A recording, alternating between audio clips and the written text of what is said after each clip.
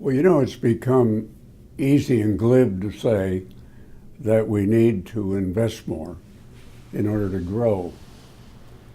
But we tend, in making those glib statements, to ignore the melancholy realities that we are facing long term.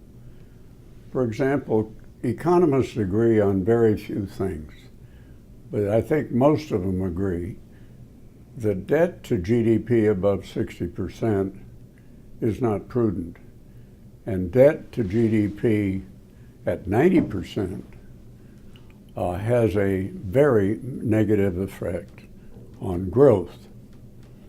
We are not talking about 60 or 90%. We're talking about long-term estimates of 150 to 200% of GDP. Totally unsustainable. So the fundamental question that we are avoiding is, however unanimous we are that we need to invest more, in the context of these debts, where do we get the resources to invest? For example, the Peterson Institute has estimated that in 25 years, our interest payments as a percent of GDP will skyrocket to nearly 12% of the GDP.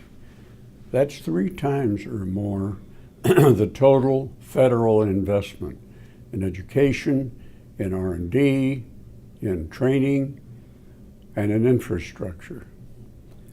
And let's talk a bit about the interest costs, which after all are not about the future, they're about the past, and they have nothing to do with investment. They stand in the way of investment.